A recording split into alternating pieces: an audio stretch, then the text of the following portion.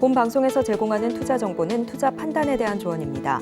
방송에서 제공하는 주식의 가치, 가격 상승 및 하락에 대해서는 방송사에서 보장하지 않습니다.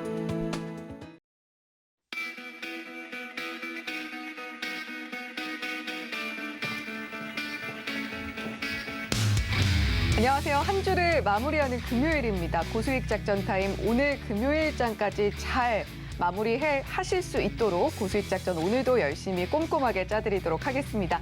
저는 진행을 맡은 이혜은이고요. 간밤 뉴욕 3대 지수 모두 상승으로 마무리를 하게 됐습니다. 반등이 나온 셈인데 3대 지수가 물론 초반에는 분위기가 조금 더 좋았습니다. 엔비디아의 주가가 3대 지수의 상승까지 좀 이끌었다라고 봐도 무방했던 하루였는데요. 엔비디아 홀로 14%가량 상승이 나오면서 어제 마감을 했던 미 증시였습니다. 자, 하지만 그럼에도 불구하고 계속해서 연준의 긴축에 대한 공포감 시장을 짓누르고 있고 따라서 오후 들어서는 상승폭을 상당 부분 반납을 하면서 마무리를 했던 3대 지수였습니다. 나스닥이 0.72%로 가장 큰 상승폭을 가져가기는 했는데 자, 과연 미국 시장의 이런 흐름이 우리 시장에는 오늘 금요일장에 어떻게 또 나타나게 될지 저희 방송과 함께 하시면서 계속해서 지켜보셔야겠습니다. 자, 오늘도 역시 인사 나눠보도록 할게요. 루크투자연구소의 임순재 대표님 모시고 글로벌 이슈 상세하게 짚어드리도록 하겠습니다. 대표님 어서 오세요. 네, 안녕하십니까? 네, 대표님 앞서서도 말씀드렸습니다만 어제 시장에서 확실히 엔비디아가 뜨거웠어요. 네, 그렇죠. 반도체 관련해서 지금 뭐 구글도 그렇고 마이크로소프트도 그렇고 계속해서 좀 전쟁의 양상처럼 붙고 있는 느낌인데 네. 엔비디아가 뒤에서 조용히 좀 웃고 있는 네, 그런 형국입니다. 자, 지금 반도체 관련해서 오늘 좀 자세하게 살펴볼 텐데 일단은 실적도 굉장히 좋게 나왔고요. 국내에서도 5대 중점 분야의 정책금융 91조 원을 공급하겠다라고 밝힌 상황에서 반도체가 포함되어 있다라는 소식도 함께 전해지고 있습니다. 자, 오늘 반도체 업황 다시 한번 살펴보고 주가 전망까지 대표님께서 잘 또 풀어주시게 될 텐데 자, 먼저 엔비디아 깜짝 호실적 발표한 부분 어제 우리 시장도 사실 반도체주 괜찮았잖아요. 네, 예, 그렇죠. 지금 엔비디아의 4분기 호실적과 그리고 가이던스의 반도체 수요가 이제 바닥을 지나갔다라는 이야기가 함께 있다고요. 대표님께서는 어떻게 보시나요? 네, 일단 뭐 바닥 여부는 좀 더 지켜봐야 될 걸로 이제 보여지고요. 네. 이제 어저께 엔비디아가 실적이 상당히 좋게 나왔습니다. 그쵸. 그러면서 국내 반도체 전반적인 시장이 좋았다라고 보시면 될 것 같고요. 뭐 전일장 미국 시장 같은 경우도 필라델피아 반도체 지수가 3% 넘게 상승할 만큼 네. 그렇게 좋은 그런 모습을 보였다라고 보시면 되겠습니다. 일단 뭐 엔비디아 실적 먼저 말씀을 드린다라고 하게 되면 4분기 실적이 매출이 60억 5천억 달러, 그다음에 주당 EPS가 88센트를 기록을 했습니다. 이건 뭐 시장 예상치를 이제 소폭 상회하는 그런 모습이다라고 보시면 될 것 같고요. 네. 보시면 매출액 이제 분기 매출액이 있고 이제 지금 이제 분기란으로 이제 쭉 나왔는데요. 일단 실적 자체가 뭐 시장 예상치보다 좋다라고 얘기는 하지만 뭐 작년도 실적으로 기준으로 본다라고 하게 되면 매출액 같은 경우는 지금 20% 넘게 하락을 했습니다. 그다음에 네. 영업이익도 57% 정도 연 단위로 보면 하락을 하는 그런 모습을 보였기 때문에 그런 걸 감안한다라고 하게 되면 과연 이게 어닝 서프라이즈라고 표현을 하지만 과연 어닝 서프라이즈인가라는 그런 이제 의심을 가질 수밖에 네. 없다라고 보시면 될 것 같고요. 하지만 어닝 서프라이즈까지라고는 할 수는 없지만 확실히 전망은 좋다. 이렇게 좀 시장은 해석했다라고 네, 볼 수 그렇죠. 있을까요? 네, 특히 이제 가장 주목을 했었던 게 이제 데이터 센터에 들어가는 이제 그러니까 GPU죠. 엔비디아는 이제 GPU를 생산하는 그런 이제 회사다 보니까 네. 그러니까 이런 이제 데이터 센터에 들어가는 GPU의 실적이 상당히 좋았습니다. 특히 이제 36억 2천만 달러 정도의 이제 분기 실적을 기록을 했는데 이건 작년 동기 대비 11% 증가하는 그런 모습을 보였습니다. 뭐 최근에 이제 AI 관련돼서 뭐 얘기들이 많이 나오는데 AI에는 들어가는 이제 컴퓨터 같은 경우는 CPU가 아니라 GPU를 많이 쓴다라고 네. 보시면 되는데요. 이렇게 이제 GPU를 많이 쓰는 이유는 CPU에 비해서 좀 단순 연산 속도가 좀 빠릅니다.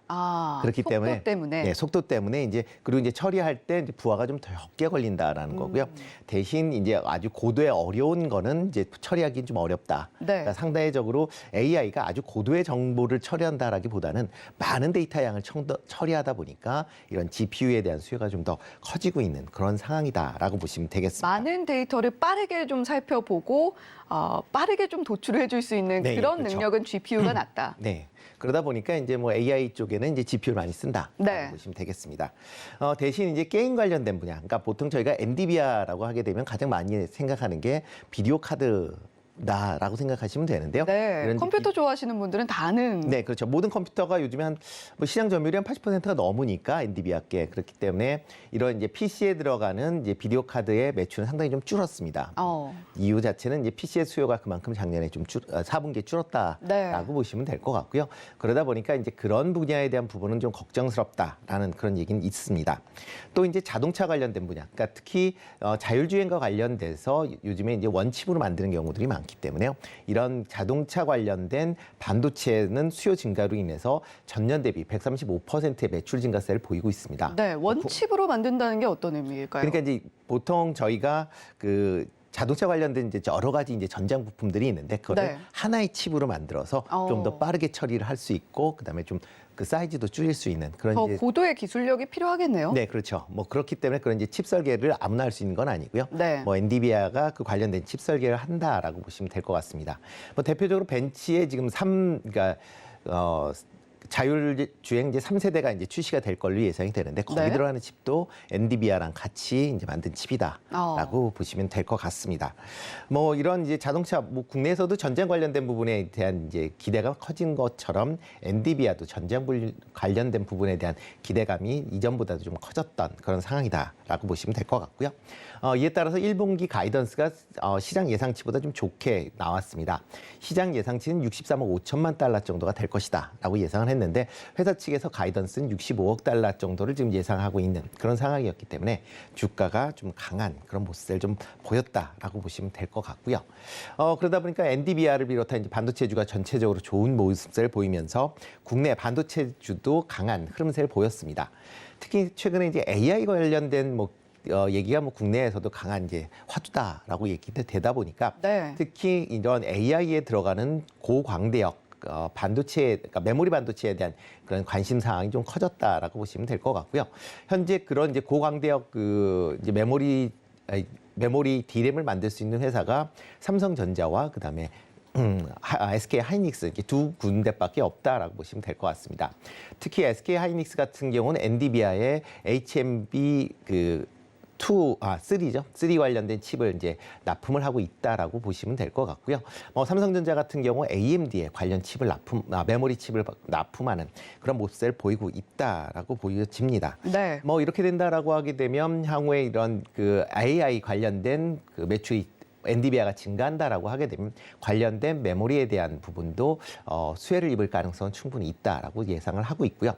또 여기에 인텔의 신형 CPU가 지금 2분기 정도에는 본격 출하가 될 것이다. 라는 기대감을 하고 있습니다.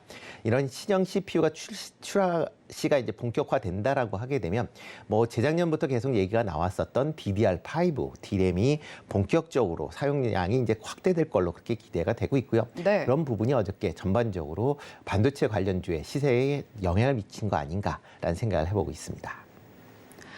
네, 어제 SK 하이닉스 같은 경우는 4% 깜짝 반등이 나와주는 모습 확인이 됐고 삼성전자도 1%, 1.42% 정도 오르는 모습까지도 우리가 확인을 해볼 수가 있었던 그런 상황이었습니다.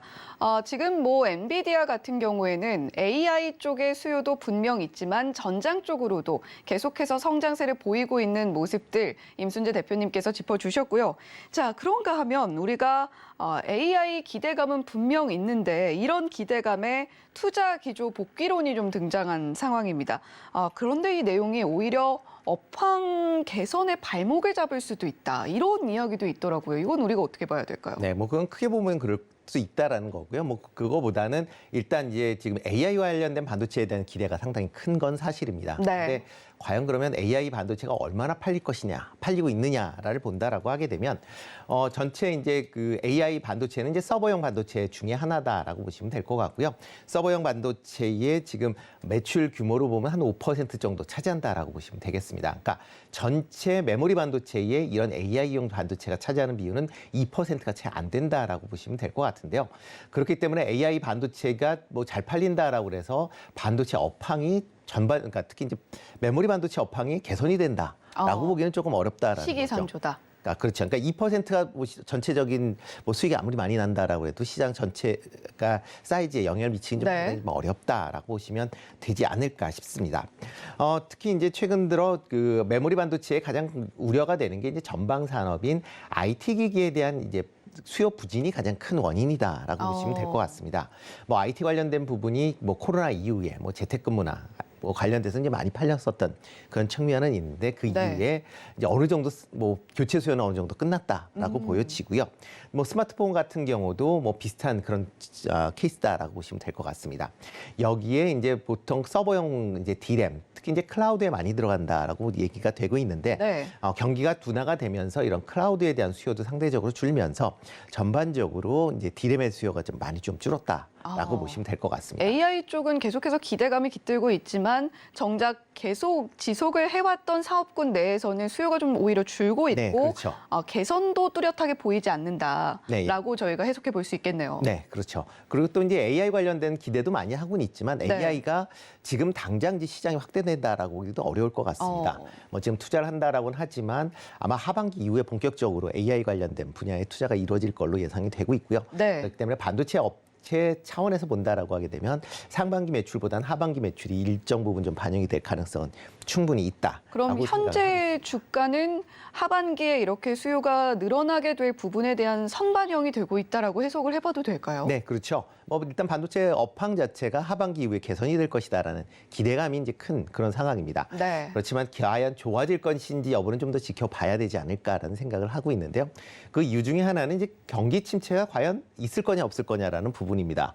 근데 뭐 여전히 미국의 기준금리가 올라가고 있는 그런 상황에서 과연 하반기에 경기가 뭐 바닥을 찍고 올라갈 수 있느냐라는 거는 아직 좀 더 지켜봐야 되는 그런 상황이고요. 네. 만약 이런 경기 둔화의 그 바닥 징조가 없다라고 하게 되면 IT 수요가 쉽게 하반기에도 늘어날 가능성은 좀 어려울 수도 있다.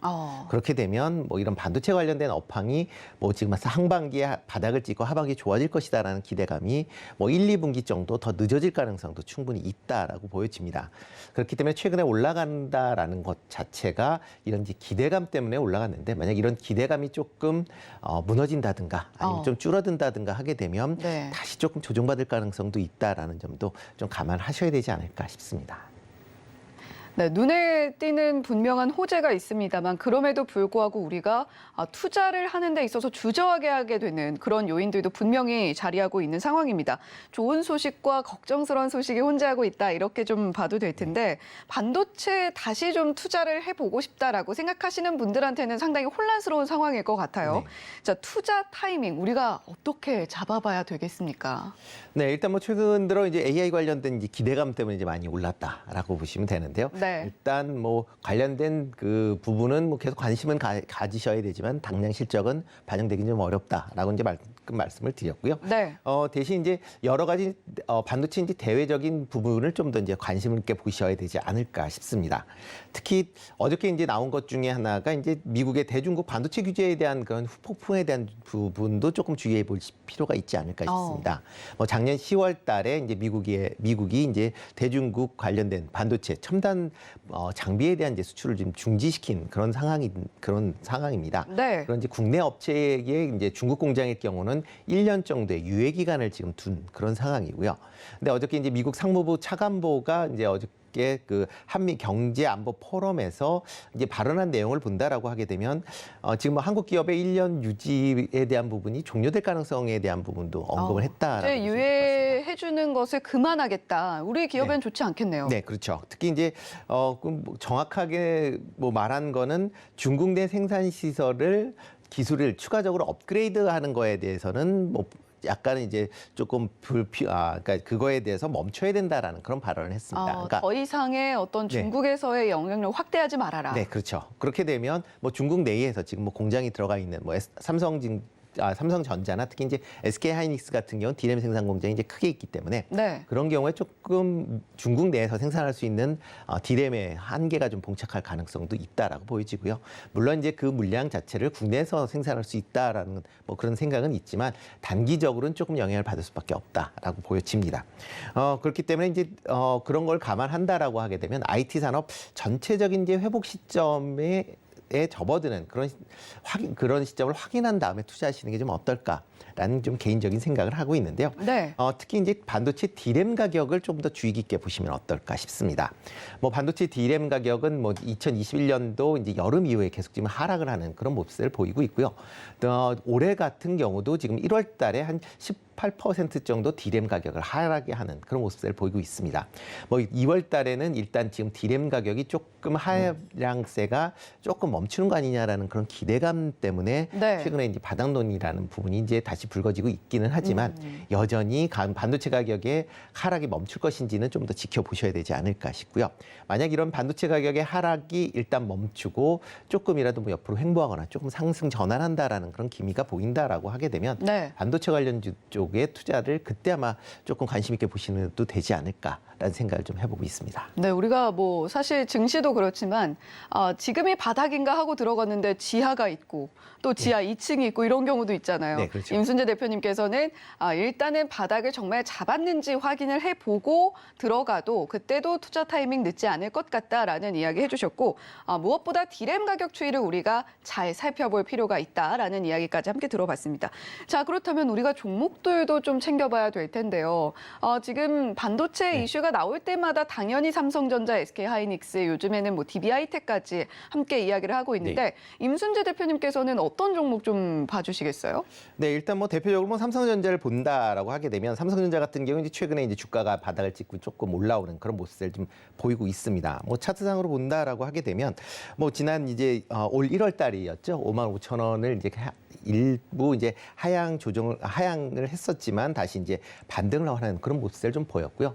주가 현 차트상으로 본다라고 하게 되면 지금 65,000원대가 계속 저항선으로 지금 작용을 하고 있는 그런 모습을 좀 보이고 있습니다. 네. 지금 뭐 화면에 이제 보시면 이제 나오곤 있는데, 그러니까 이 65,000원대가 지금 저항선을 기록을 하고 있기 때문에 이 저항선을 그러니까 돌파하기 위해서는 어떻게 보면 이제 모멘텀이 이제 좀 필요한 그런 시점 아닌가 싶고요. 네. 현재와 같이 지금 삼성전자에 대한 이제 기대감만 있다라고 하게 되면 아직까지는 돌파하기는 조금 어렵지 않을까라는 좀 생각을 해보고 있습니다. 그러니까 65,000원이 계속해서 좀 발목을 잡고 있는. 네, 예, 그렇죠. 그러니까 보통 한 6만 원에서 한 6만 5천 원 정도의 아마 박스권 움직임이 당분간은 좀 있을 그런 가능성은 좀 높다라고 보여지고요. 네. 뭐 하이닉스 같은 경우도 이제 비슷하게 그러니까 95,000원대가 계속 지금 발목을 좀 잡고 있다라고 보시면 될 것 같습니다. 네. 차트상으로 본다라고 하게 되면 95,000원대가 상대적으로 뭐 돌파를 해야만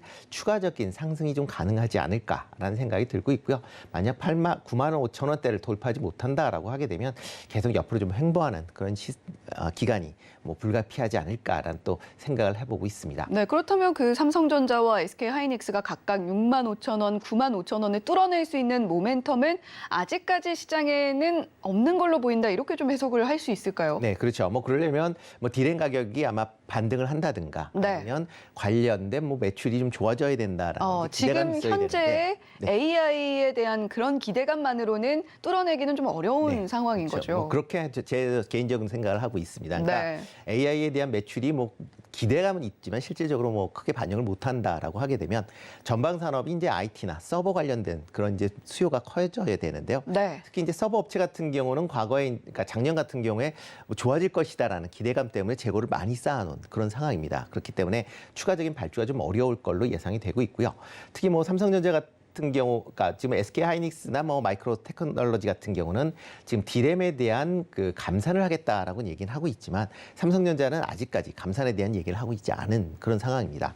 그렇다 보면 재고에 대한 부분도 여전히 좀 우려를 해야 되지 않을까. 그러니까 재고가 좀 더 감소되는 그런 시간적인 그런 시간이 좀 소요된다라고 보시는 게 맞지 않을까 싶습니다. 네. 참 여러 가지로 물론 반도체 우리 증시를 계속해서 끌어올리기도 하고 끌어내리기도 하는 그런 주된 업종 중에 하나입니다만 체크하고 갈 부분들 그리고 아직까지 바닥이 확인되지는 않았다는 부분 임순재 대표님과 함께 오늘 자세하게 짚어볼 수 있는 시간이었던 것 같습니다. 대표님 오늘도 좋은 말씀 고맙습니다. 네, 고맙습니다. 네, 계속해서 고수익 작전 타임 이어가 보도록 하겠습니다. 이번에는 또 이분 만나봐야겠죠. 펀스탁TV 황호준 외환시장 분석 연구원님과 함께 이야기 나눠보도록 하겠습니다. 연구원님 어서 오세요. 네, 안녕하세요. 네, 벌써 또 금요일이 왔네요. 어느새 한 주를 마무리 짓게 됐는데 지금 좀 좋아하시는 것 같은데요. 그럼요. 네, 지금 특히나 좀 중요한 이벤트들이 많이 몰려있는 상황인데 이번 주 시장 돌아보면서 다시 좀 우리가 짚어보면 좋을 만한 포인트들 정리 좀 해주시죠. 네, 알겠습니다. 이번 주 참 많은 지표들이 많이도 몰려있던 한 주였죠. 월요일 미국 증시의 휴장으로 인해서 하루 쉬어가게 되면서 거래일이 다른 달보다 더욱더 적었던 2월 달 중에서도 가장 짧은 사거래일을 보냈습니다. 수요일 새벽 시간 발표된 FOMC 회의록 결과로 인해서 미증시는 엄청난 변동성을 보여주었고 이 연준의 금리 인상 기준은 꾸준히 이어질 전망으로 보이고요. 이 관련해서 고용과 물가 상승률을 잡는 것을 가장 우선시하겠다는 내용이 시장에 담겨져 나왔습니다. 허나 이러한 내용은 이미 시장에서도 예측이 되어 있던 부분이었으나 한 번 더 확실하게 회의록이 공개가 되면서 공표가 되었는데요. 이 장 마감하는 시간까지 하락을 주도를 하면서 시장이 마감을 했는데 그 이후에 장 마감하고 나서 새벽 시간에 메모리 반도체와 그래픽카드 전문 제조 기업인 엔비디아의 실적이 발표가 되었습니다. 엄청나게 상당 부분 개선이 되면서 발표가 되었는데 이 챗 GPT발 관심이 전 세계적으로 폭발하게 되면서 이 엔비디아의 AI 챗봇, 다시 말해서 GPU 공급으로 인한 실적 개선이 전망이 엄청나게 하락을 한 미증시를 프리장 시간의 하락분에 전부 다 말아올리는 모습을 보여줬습니다. 이에 따라서 우리나라 증시도 이 상승세를 이어받아서 한 차례 조정이 나와주고 있던 챗 GPT 관련주인 솔트룹스, 대표적으로 셀바스 AI 같은 종목들이 이번 주 내내 강한 모습을 보여주었습니다. 엔비디아의 실적 발표 소식에 이어서 일부 신고가를 경신하는 종목들이 챗 GPT 관련한 섹터에서 나와주는 만큼 이 챗 GPT의 상승세가 아직까지도 건재하다라는 모습을 보여주고 있죠. 이에 따라서 반도체를 공급한 SK 하이닉스 또한 삼성전자도 수혜를 받을 모습을 보여주고 있죠. 그리고 어제였습니다. 23일 목요일 대한민국 금융통화위원회에서 이 대한민국 기준금리 결정이 이루어졌습니다. 여러분들도 잘 아실 건데 여기서 동결이라고 딱 못을 받게 되었죠. 이 시장의 상승을 한 차례 더 레벨업하게 만드는 계기가 되었습니다. 이 발표 직후 미온적인 태도를 보였던 시장 참여자들은 이 시간이 지나게 되면서 외신을 통해 보도되는 한국발 금리 동결 소식이 일파만파 전해지자 오전까지 마이너스를 기록하던 외국인 투자들의 매도세가 다시금 매수세가 전환이 되면서 기분 좋은 상승세를 보여주었죠. 아마 이 정부의 비대칭이 좀 심할 겁니다. 우리나라도 이제 투자자들이 이 동결 소식을 받아보기 전까지는 실제로 동결이라고 언급을 했던 것은 9시 43분으로 기록을 하고 있는데 9시 48분 정도가 돼야 이 동결 소식이 뉴스화되면서 나왔던 만큼 이만큼 우리나라 투자자들도 이렇게 늦게 나오는데 외국인 투자자라고 해서 이걸 더 빨리 받아볼까요? 아니죠. 이 동결이라는 단어 자체를 해석하는 것도 상당히 어렵게 될 것이고 그 부분을 해석이 천천히 나오게 되면서 제가 그날 이제 증시를 계속해서 지켜봤었는데 마이너스 찍고 있던 외국인 순 매도세가 천천히 시간이 지나게 되면서 점점 줄어들고 오후 되기 전에 플러스로 전환이 되면서 엄청나게 상승을 했던 그 모습을 보여주면서 마감이 되었죠. 또한 기준금리 동결 소식 발표와 동시에 나온 이창용 총재 기자회담의 주요 발언이 상당히 중요했습니다. 중요한 내용은 뭐였냐면 이 기준금리를 동결하나 인상의 기조는 끝나지 않았으며 금융통화위원회 6명의 위원 중에서 5명은 최저금리 3.75%의 가능성 또한 열어놨다라고 밝혔습니다. 이 말은 즉슨 여기서 해석을 해보면은 금리는 어느 정도 천장을 찍고 여기서 조금씩 올려가는 거는 미국이 어떻게 진행하느냐에 따라서 달라지게 될 것이고 연말까지 지금의 금리는 인하를 하지 않고 유지를 하는 경향을 보여주겠다라고 살짝 돌려서 우회하면서 말을 했죠. 자, 이에 따라서 이어서 상승세가 지금 당장은 금리에 대해서 딱히 언급이 없었기 때문에 꾸준하게 이 상승세가 유지가 되면서 마감이 되었었죠.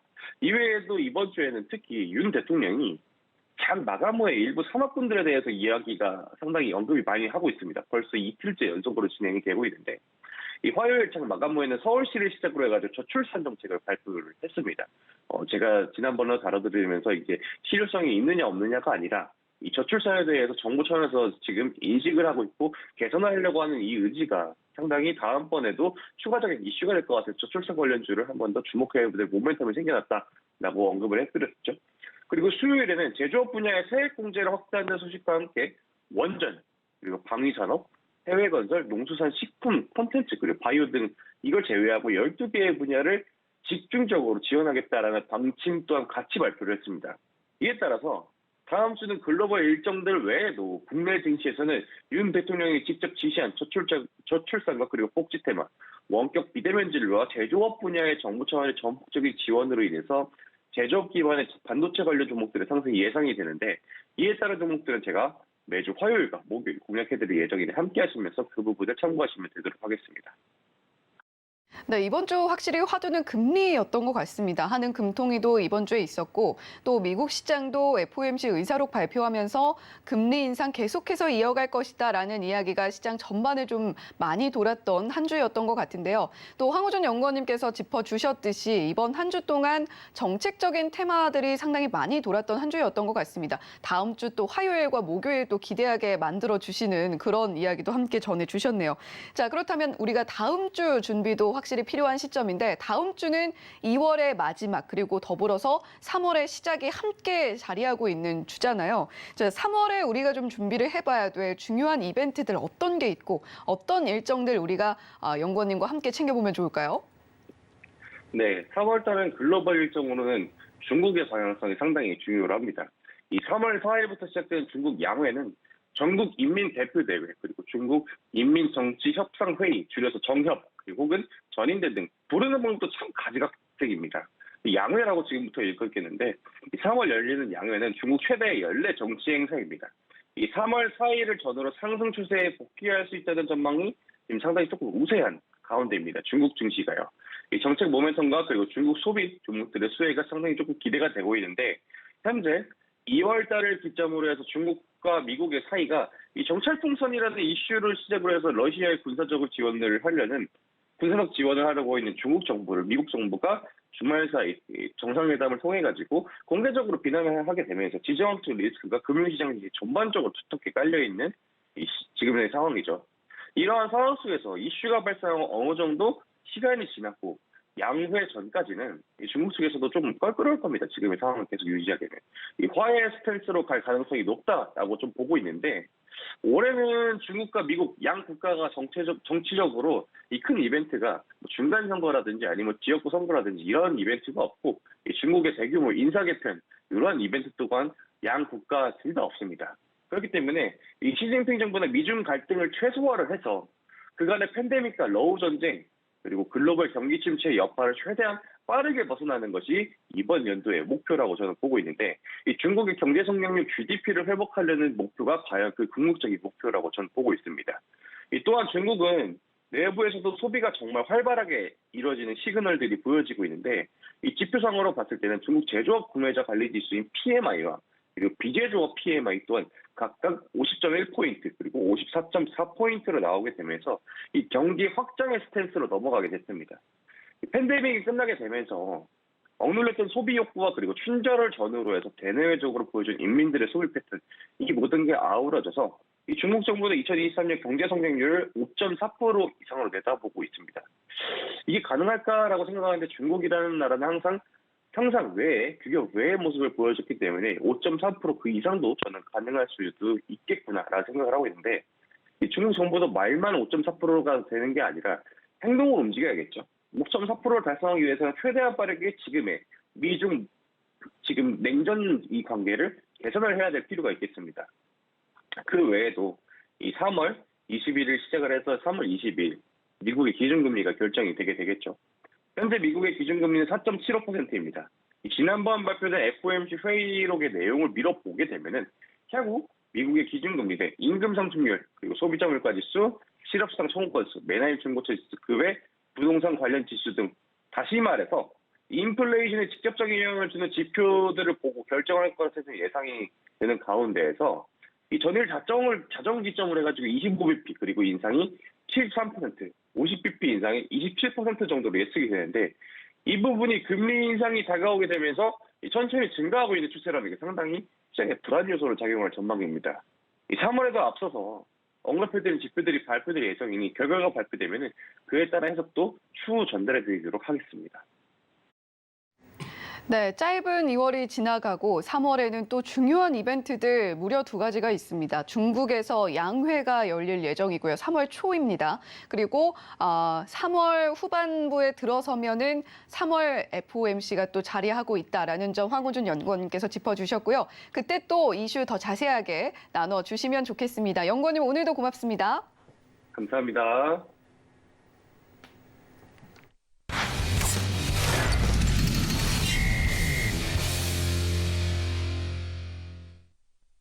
네, 계속해서 고수익 작전 타임 이어가 보도록 하겠습니다. 이번에는요, 프레스티지 경영전략연구소의 반종민 소장님 모시고 국내 증시 작전 꼼꼼하게 짜드리도록 하겠습니다. 소장님 어서 오세요. 네, 반갑습니다. 네. 네, 소장님 오늘 좀 사실 그렇게 뭐 반갑지만은 않은 이야기를 좀 해야 될 것 같습니다. 러시아 우크라이나 전쟁 발발이 꼭 오늘로 1년째 맞이하는 날인데, 자 시장이 정말 많은 영향을 받았고 또 많은 타격도 받았던 부분들이 있었던 것 같아요. 작년 이맘때쯤에 정말 시장이 많이 혼란스러웠던 기억이 납니다. 자, 우리가 어떤 영향들이 시장에 있었는지 좀 한번 짚어봐야 될 시점인 것 같은데 유의미한 점들 한꺼번에 좀 정리해 주신다면 어떻게 보시나요? 네. 사실 이게 지금 그 경제 TV에 결국 국제 정치와 관련된 얘기를 할 수밖에 없는 네. 상황이 됐는데 이게 뭐 계속 그 미중 무역 전쟁 관련된 부분들 뿐만이 아니라 지금 러시아와 우크라이나 전쟁이 굉장히 좀 장기화되면서 굉장히 좀 피로감을 많이 느끼는 시장이 아닌가라고 좀 볼 수 있겠고요. 네.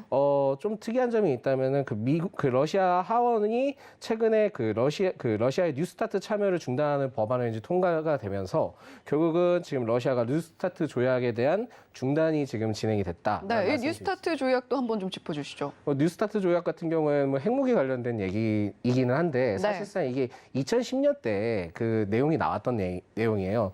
그런데 이제 이 부분들보다는 사실상은 뭐 언론에서 다루는 것 중에 뭐 탈퇴를 했다, 뭐 이렇게 얘기를 하지만 사실상 탈퇴는 아니고요. 지금 현재 중단 상태고 탈퇴는 고려는 하고 있지만은 그거는 좀 더 지켜봐야 되는 상황이다. 그렇다면 뭐 딱히 엄청 새로울 건 없었다는 이야기처럼도 들리는데요. 네, 그렇죠. 지금 상황에서는 뭐 중단은 중단인데 앞으로의 그 상황을 봐야 되겠지만은 그렇다 네. 하더라도 뭐 탈퇴를 하겠다 이런 내용이 아니기 때문에 지금 그 부분은 그렇게 큰 영향을 주지는 못할 것 같고요. 네. 또 러시아가 발표를 했습니다. 그 여러 개의 핵탄두를 탑재하는 무기인 사르마트 대륙간 탄도미사일이 올해 배치될 것을 좀 언급을 했는데 네. 이게 지금 언급된 상황이고 사실상은 어떻게 될지 모르는 상황이다. 라는 말씀드리겠고요. 결국은 이제 러시아에서 또 포인트로 잡자 한다면 핵전력 증강에 대한 가능성을 시사를 했기 때문에 이게 뭐 핵 관련된 무기가 진짜 실제로 이루어질지 그거는 뭐 작년부터 계속 났던 이슈이기 때문에 네. 그렇게 큰 역할을 하기에는 다소 좀 더 지켜봐야 된다라는 말씀드리겠습니다. 이외에도 뭐 이러한 상황들뿐만이 아니라 미중 갈등 및 러시아 갈등과 또한 중러 관계에 대한 그 상황들을 볼 필요가 있거든요. 네. 그 전에 이제 뭐 미중 관련된 부분들은 정찰 풍선으로 인한 갈등이 지금 계속 대두가 되고 있고요. 그렇죠. 그것을 통해서 저번에도 이제 나오면서 얘기를 했지만 중국 히토류 기술 수출에 대한 제한이 있었습니다. 네. 그리고 그걸 통해서 또 지금 최근에는 러시아와 우호 관계의 형성을 지금 진행을 하고 있거든요. 근데 이거를 좀 지켜볼 필요가 있고요. 이외에도 지금 미국과 우크라이나에 대한 그 장기적 지원의 약속을 또 발표를 했습니다. 네. 근데 이게 사실상은 그 미국에서도 반응이 어떠냐 하면 2월 6일부터 13일까지 그 4,000명 이상 미국인 대상으로 4,000명이면 좀 적기는 하지만 그 로이터 입석수 조사에 따르면은 우크라이나 군사 원조를 제공하는 것에 대한 미국인들의 그 지지율이 80% 이상에서 지금 58%로 좀 떨어졌답니다. 과반이지만 그럼에도 불구하고 이전에 비하면 확실히 좀 낮아졌다. 네, 그러니까는 지금 미국에서도 이걸 꼭 지원을 해야 되냐라는 지금 반반 의견이 지금 갈리는 상황이 나오는 것 같더라고요. 네. 그리고 이게 좀 더 특이한 점이 있다면은 내년에 그 2024년 3월에 그 러시아 대선이 있기는 하지만 네. 또한 2024년 11월에 미국 대선이 있습니다. 그렇죠. 그러다 보니까 지금 이게 장기화가 된다 한다 하더라도 올해 좀 변칙적인 이슈들이 굉장히 좀 많을 것 같고요. 결국은 지금 포인트가 된다 한다면 미국과 중국 간의 기싸움 분위기를 먼저 봐야 되고 그다음에 중국이 러시아와 좋은 관계를 유지하는 것까지는 좋은데 지금 무기 지원을 만약에 하게 된다 한다면은 골이 엄청 깊어질 수 있다. 그렇다면은 이 장기화뿐만이 아니라 좀 국제적으로 혼란을 야기할 수 있는 상황이 되기 때문에 이 점을 좀 참고하시면서 보셔야 될 것 같습니다. 네. 뭐 지금 이렇게 전쟁 상황이 나오고 있습니다만 2월 7일 기준입니다. 네네. 자, 지금 뭐 러시아가 2022년 2월 24일 침공 이전부터 점령 중이던 지역 같은 경우에는 우리가 뭐 이미 많이 이름을 들어봤던 부분들입니다. 크림반도는 뭐 워낙에 화약고로 유명했던 그런 곳이고 도네츠크와 루안스크 지역, 마리우폴 지역은 계속해서 전쟁이 굉장히 격화가 되고 있고 전혀 나아지고 있지 않은 그런 모습들까지도 살펴볼 수 있는 부분입니다. 그리고 우크라이나가 탈환한 지역으로서 이름이 언급되던 헤르손과 하르키우 지역도 지금 화면에서 보이고 있고요. 아무래도 러시아 접경 지역을 중심으로 이렇게 좀 계속해서 전쟁의 양상이 끊이지 않고 나타나고 있는 그런 모습들 확인이 되고 있습니다. 오늘 반종민 소장님과 함께 이렇게 좀 자세하게 또 지켜보고 있는데 지금 현재 상황이 굉장히 복잡하게 흘러가는 부분들이 아무래도 우크라이나 뒤에는 미국이 있고 또 지금 뭐 중국이 고심을 하고는 있는 걸로 보이긴 합니다만 러시아 뒤쪽에서 좀 자리를 하게 될 가능성이 상당히 크게 엿보이고 있는 그런 상황인데 이런 피해 상황 속에서도 뭐 미국과 중국도 있겠지만 그리고 그들이 그냥 도와주지는 않을 거란 말이죠. 자, 따라서 전쟁으로 인해서 반사의 이익을 보는 국가들도 분명히 있을 텐데 자, 이런 국가들은 또 어떤 나라들이 있을까요? 먼저 저는 좀 놀랐던 게 중국이 그 러시아 수출에 대해서 86.7억 달러가 증가를 했다 하더라고요. 네. 그러니까 이게 좀 더 면밀히 살펴보자면은 제조 상품 측면에서 러시아가 수입이 좀 어려워졌습니다. 수입이 어려워졌다 보니까 한국과 독일로부터 수입을 중국으로 전환을 했습니다. 네. 그러면서 지금 위에서 지금 왼쪽에 중국에서 지금 보시는 바와 같이 그 자동차 부품이 21% 기여율이 증가를 했고 네. 그 위에 그 아래부터 지금 굴착기, 타이어, 트랙터 등이 이제 증가를 했거든요. 결국은 이게 지금 상황들을 봤을 때는 국내에서 그 자동차나 그런 부분들을 러시아에다 이제 부품들을 수출을 많이 했던 게 멈춰지면서 중국으로 다 넘어간 상황이 된 거예요. 저희는 파이를 빼앗기고 중국이 오히려 그 이익을 좀 누리고 있는 상황이다. 네, 그렇습니다. 사실 이게 뭐 유통 구조를 좀 더 말씀드리자면은 그 중국의 그 우리나라에서도 굉장히 좀 특이하게 보는 게 그 구매 대행이라는 서비스가 있지 않습니까? 그렇죠. 그래서 뭐 알리바바를 통해서 가져오는 것도 있지만 네. 후이총항이라고 해총망이라고 따로 있는데 그 해총망에서는 건설기계, 장비, 트랙터 이런 것들도 있거든요. 근데 그게 우리나라의 실제 굴삭기나 그런 가격들보다는 굉장히 쌉니다. 저렴하군요. 네, 저렴합니다.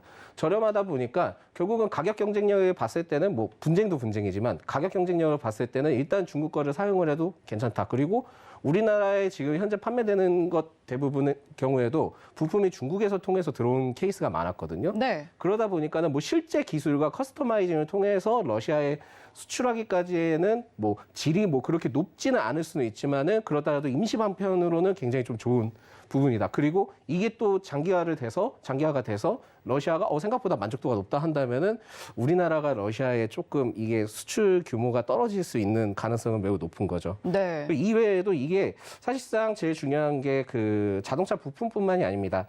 중국의 그 대러 수출 증대의 21%가 이제 자동차 부품을 차지를 했지만 플라스틱도 16.9%가 증가를 했고요. 합성 수지도 98% 증가를 했고, 그리고 신변 자파, 그러니까 자파도 45%, 그리고 영상 기기도 47% 이상 따로 이제 외적으로 증가를 했습니다. 네. 그러다 보니까는 이게 좀 장기화가 되면 될수록 우리나라가 러시아에 수출하는 거에 대한 나중에는 그 규모가 점점 줄어들 수도 있다라는 점을 좀 참고로 하시면 될 것 같습니다. 가격 경쟁력에서 일단 중국이 너무 공세를 펼치고 있는 상황이군요. 네, 그렇습니다. 그리고 또 추가적으로 좀 말씀드리자면은 네. 러시아 수출로 또 그 수혜를 본 기업들이 있습니다. 이전 그 화면을 보자면은 이 티르키예가 있습니다. 티르키예가 있는데 네. 석유 제품의 4.6% 기여율을 가졌고 그리고 나머지 살구, 체리, 음식료 쪽으로 좀 많이 가져갔더라고요. 그렇네요. 그래서 이런 특이성을 봤을 때는 전체적으로 농산물 수출 증가가 좀 됐다. 그리고 지금 아마 이 러시아 우크라이나 전쟁이 이제 장기화가 되면은 그 사료주 관련된 이슈가 굉장히 많이 됐었잖아요. 네. 그러한 수혜를 어떻게 보면은 튀르키예가 받았다라고 좀 보시면 될 것 같습니다. 우리나라도 사실 사료주들 좀 테마성으로 뛰어오르는 모습이 있었지만 튀르키예가 사실은 그 수혜를 실질적으로 많이 가져갔다. 네네. 네, 이렇게 말씀을 해주셨는데, 자, 지금 뭐 말씀해주신 것처럼 특히나 뭐 트랙터라던가 이런 부분에서 중국에게 많이 좀 빼앗기고 있는 상황, 거기다가 음식료 쪽에서는 튀르키예가 수혜를 받았던 그런 상황까지 정리를 해주셨는데, 자, 확실히 우리가 좀 체크를 해야 될 부분들은 무역량인 것 같습니다.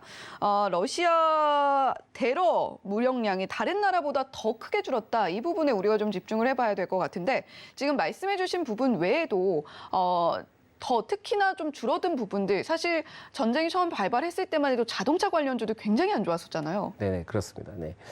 사실 그게 이제 결국은 뭐 전기차 관련된 이슈를 통해서 해외 쪽으로 이제 많이 눈을 돌리긴 했지만은 결국은 러시아와 관련된 이슈가 좀 다시 부각이 될 수 있다라고 생각이 되지만 네. 기존에 그 너무 이제 부각이 많이 받았기 때문에 그거에 대한 영향력은 그렇게 크지는 않을 것 같습니다. 자동차 섹터는. 네. 그렇지만은 지금 좀 어느 정도 보자면은 한국과 러시아의 무역 규모가 211억 5천만 달러. 그래서 전년 대비 22.6%가 감소를 했습니다. 이게 지금 한국 기준인데 러시아와 좀 반대되는 국가들의 경우에는 미국은 엄청나게 많이 줄었죠. 그러네요. 그리고 영국도 많이 줄었고요. 네. 그리고 우리나라보다는 그래도 일본은 그렇게 나쁘진 않은 상황. 그 이외에 대만부터 위쪽으로부터는 중국과 브라질 그리고 튀르키예 증감률이 굉장히 좀 상승을 했다. 인도는 237이 나오고 있네요. 그래서 제가 봤을 땐 이 상황을 봤을 때는 우리나라가 러시아와 관련된 부분들 이게 결국은 우크라이나 전쟁과 관련된 게 종결이 된다 한다면은 좀 더 그때는 경제적으로 탄력을 받을 수 있는 효과는 분명히 있다는 거죠. 네. 이게 뭐 결국 그렇습니다. 그러니까 지난해 그 러시아 그 수출 감소국 중에는 자동차 부품에 대한 감소 영향은 한국이 가장 컸다고 합니다. 그리고 반대로는 중국이 그 자동차 부품에 대해서 수출이 증가한 아이러니한 상황이 됐다. 결국 그게 이제 핵심 포인트고요. 네. 이 상황을 봤을 때는 뭐 제가 보기에는 좀 장기화가 안 됐으면 좋겠어요. 그래서 이제 다시 좀 어느 정도 잘 완만하게 가게 한다면 그때는 좀 부드럽게 좀 유연하게 좀 갈 수 있지 않을까라고 판단하고 있습니다. 네. 네, 어쨌거나 전쟁이 길어지면 뭐 글로벌 경제에도 당연히 좋지 않겠지만 계속해서 우리나라에는 직격탄을 피해갈 수가 없는 그런 상황이다라는 점 소장님께서 짚어주셨습니다. 아무래도 말씀해 주신 것처럼 중요한 것은 향후 과연 전쟁이 어떤 국면으로 치닫게 될 것인가 이 부분일 것 같은데요. 러시아가 전쟁 1년에 맞춰서 대공세에 나설 것이다라는 분석도 있는 상황이고요. 또 바이든 대통령이 얼마 전에 깜짝 방문을 했잖아요. 우크라이나의 수도 키이우를 깜짝 방문을 했는데 중국과 러시아를 이렇게 압박을 하고 있는 상황에서 푸틴은 계속해서 서방의 책임을 주장하고 있는 상황이고 바이든 대통령은 추가 제재에 사활을 걸고 있는 모습이긴 합니다.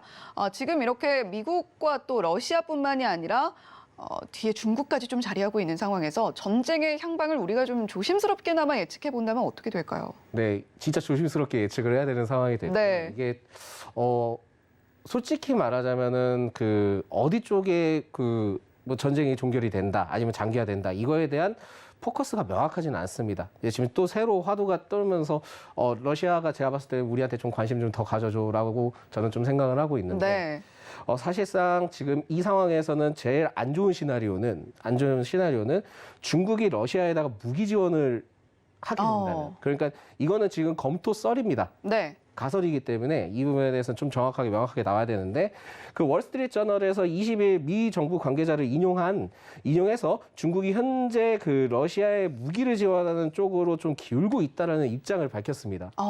근데 이게 사실상은 설이기 때문에 명확하진 않은 거예요. 네, 그래도 상당히 좋지는 않네요. 그렇죠. 기분이 나쁘죠. 네. 저희 쪽에서도 굉장히 기분이 나쁜 거고 우리나라도 기분이 굉장히 나쁜 거고 그 서방 국가는 이렇게 생각하고 있습니다. 그러니까 주더라도 뭐 무기를 주다 하더라도 재래식 무기, 첨단 무기는 주지 않을 것으로 좀 생각을 하고 있는데 그거는 모르는 얘기고요. 사실상 일단 썰이기 때문에 실현이 될지 모르겠지만은 제 바람은 아니었으면 하는 바람. 그러니까 이게 지금 첫 번째로는 제일 중요한 이슈가 나왔고 그리고 두 번째로는 그 중국이 우크라이나 전쟁 개전 1년 그러니까 이게 계속 이제 언론에서 1주년이라고 얘기를 하는데 이게 1주년이라는 표현이 맞는지는 모르겠습니다, 사실. 그러니까요. 기념할 일은 아니니까요. 네. 그래서 1년이라고 저는 좀 말씀드리지만은 네. 오늘 아마 그 24일이죠. 오늘 아마 그 중국에서 정치적 해결책의 내용을 좀 확인을 해볼 필요가 있습니다. 근데 이게 시진핑 중국 주석이 안보 구상인 그 글로벌 안보 이니셔티브라고 하는데 네. 이 핵심인 부분 중에 하나가 그 안보 불가분 원칙, 그러니까는 일국의 안보 강화가 그 타국의 안보를 해쳐서는 안 된다는 의미랍니다. 그 안 된다는 의미가 담은 것을 한편 네. 러시아와 우크라이나 양측의 평화 협상을 촉진하는 내용이 좀 포함될 것으로 밝혀지는데 네. 그러면서 이제 중국이 우리 이렇게 활동하고 있으니까 미국 너네들 우리 좀 봐줘, 이런 느낌이 좀 강한 거죠. 아. 그러다 보니까는 이게 좀 오늘 이게 도대체 시진핑 그 주석이 무슨 얘기를 할지 저는 지금 제일 궁금한 상황이고요. 사실상 이게 뭐 결론을 좀 내려보자 한다면 그 중국의 적극적인 개입 의지만 없다면은 종전의 가능성도 열어둬야 되지 않을까 올해.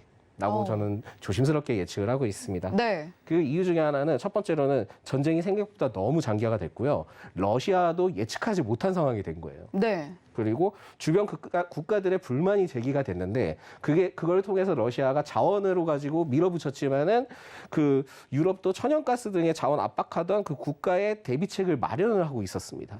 그러다 보니까는 장기화가 된다 하더라도 결국은 주변 국가들은 어느 정도 좀 대응을 하고 있는 상황이다. 그리고 2024년 3월에 러시아 선거가 예정이 되어 있는데 지금 인구도 많이 줄고 있다 하더라고요. 남성 인구가. 그리고 뭐 전일 집회를 열어서 굉장히 퍼포먼스를 크게 했다. 네. 우리는 러시아를 응원한다 그렇게 얘기했지만은 알바라는 설이 또 있고요. 동원이 됐다. 네네. 알바라는 설이 있기는 하지만 이게 지금 지지율에 대한 부분들도 체크를 안 할 수는 없을 거예요. 그러다 그렇죠. 보니까 내년 3월에 러시아 선거 전에는 그래도 어떤 이슈는 분명히 나올 수 긍정적인 이슈는 좀 나올 것 같고 24년 그 미국 대선의 경우에는 결국은 지금 공화당이 승리를 하게 되는지 안 되는지 지지율을 확인을 해봐야 되겠지만 네. 그 상황에 따라 전쟁이 또 단축이 될 수 있고. 더 이상 아니면 우크라이나에 지원을 하지 않겠다라는 게 공화당의 기조니까요. 네, 그렇습니다. 그래서 이 이슈가 굉장히 있긴 하지만 결국은 러시아도 인적 자원에 지금 문제가 좀 드러나고 있고요. 제가 봤을 때 방식은 평화 협정 없이 그 당시 그 교전에 중지된 상태로 사실상 아까 이제 나왔던 그 중립 지역에서 포커스 잡혔던 지역들이 있지 않습니까? 네네. 그 지역으로 그냥 종료될 가능성이 있지 않을까. 네. 그렇게 러시아가 점령한 지역은 러시아에게 가고. 네네네. 그게 이제 시나리오가 좀 예측이 되고 있다라고 하더라고요. 그리고 네. 장기화 될수록은 결국은 미국과 유럽의 피로도가 굉장히 상승할 것 같기 때문에 우크라이나와 러시아 양쪽의 평화 협상을 하려는 압박이 좀 높아질 거라고 좀 봅니다. 그러다 보니까는 제가 봤을 때는 종전 쪽에 좀 올해는 좀 포커스를 많이 맞춰야 되지 않을까라고 생각하고 있습니다. 네. 우리가 정말 이렇게 이야기를 한 대로 종전이 정말 올해 안에는 꼭 됐으면 좋겠다라는 바람이 있습니다. 아무래도 각국의 이해관계가 많이 얽혀 있는 부분들이 실질적으로 작용을 해서 종전으로까지 이어졌으면 하는 바람이 마음에 좀 자리를 하네요. 하지만 일단은 국내 시장에서는 전쟁이 더 길어질 수도 있다라는 그런 부분들이 시장에 작용을 하면서 사료주들이 최근에 좀 뛰어오르는 모습 보여줬어요. 물론 어제 시장에서는 좋은 흐름은 아니었습니다만 우리가 이렇게 좀 주목해야 될 섹터나 업종이 추가로 있다면 어떤 것들이 있을까요? 네, 그 전쟁 장기화 시에는 제가 봤을 때는 사료, 정유, 방산, 상사 등을 좀 주목을 해볼 필요가 있는데 네. 이게 그 주요 원자재별 러시아, 우크라이나의 세계 공급 비율을 좀 확인을 해볼 필요가 있습니다. 그 첫 번째로는 밀이 가장 많았고 그 다음에 천연가스, 옥수수, 원유가 제일 그 다음 순으로 되어 있는데 이러한 상황들을 봤을 때는 종합상사 위주 종합사사 기업 중에는 원자재 수입으로 인한 혜택을 받을 수 있기 때문에 포스코 인터내셔널을 좀 체크를 해볼 필요가 있겠고요. 정유업체의 경우에는 러시아, 우크라이나 전쟁 이후에 그 증폭된 고유가로 인한 혜택과 환차익에 대한 가능성이 있었습니다. 네. 그러다 보니까 지금 현재 제가 흐름을 봤을 때는 금호석유나 롯데케미칼, 대환유화 그리고 효성화학을 좀 주목을 해볼 필요가 있고 네. 사료는 좀 더 지켜봐야 되긴 하지만 그렇다 하더라도 단기적인 이슈가 매우 크기 때문에 러시아, 우크라이나의 밀, 옥수수 공급 비중이 굉장히 높습니다. 그러다 보니까 고려산업하고 한일 사료를 좀 지켜볼 필요가 있다. 근데 반대로 이것만 체크하실 게 아니라 우크라이나 재건주도 같이 좀 체크를 해볼 필요가 있지 않을까라고 판단이 됩니다. 결국은 이제 지금은 굉장히 좀 어떻게 보면 전쟁에 대한 장기화 가능성을 계속 대두가 되고 있지만은 장기화가 되면서도 재건주도 같이 부상을 하고 있거든요. 그러니까 네. 지금은 어떻게 보면은 저울질을 하고 있는 상황이기 때문에 언젠가는 전쟁이 끝나긴 끝날 것이다. 끝나겠죠. 네. 아마도. 휴전이 일어나면은 그것도 좀 휴전이 난다 하더라도 어쨌든 재건을 해야 되는 상황이다 그렇죠. 보니 우크라이나 재건주는 좀 조정 시에는 지금 뭐 어제도 좀 일부 크게 올랐다 하지만은 윗꼬리 단 현상은 보여주긴 있었습니다. 그렇지만은 조정 시에는 좀 매수를 해볼 필요가 있다. 그래서 일단 농기계 결국 아까 이제 뭐 식량 관련된 부분들이 있으니까 농기계 대동하고 TYM을 좀 보실 필요가 있을 것 같고요. 네. 건설 기계가 먼저 투입이 돼야 되기 때문에 굴삭기나 트랙터 이게 먼저 진행이 돼야 되기 때문에 현대두산 인프라코어, 현대건설기계는 조정 시 그때는 좀 더 지켜보자. 그리고 부산 박협은 지금 현재는 좀 모아가도 되는 전략을 가져가도 된다라는 말씀드리겠습니다. 네, 우리가 여러 가지 시나리오를 상정을 한 뒤에 그 시나리오에 맞게 종목과 업종들을 계속해서 좀 지켜볼 필요가 있다라는 이야기 해주셨습니다. 자, 오늘도 반종희 소장님과 함께 우크라이나, 러시아 전쟁과 관련해서 상세하게 이야기 나눠봤습니다. 소장님, 오늘도 좋은 말씀 고맙습니다. 감사합니다. 본 방송에서 제공해드리는 정보는 투자 판단에 대한 조언일 뿐 해당 종목의 가치와 수익률을 보장하지는 않는다는 점 말씀드리면서 저희는 잠시 후에 순간 포착 매매 시그널로 돌아오겠습니다. 시청해주신 여러분 고맙습니다.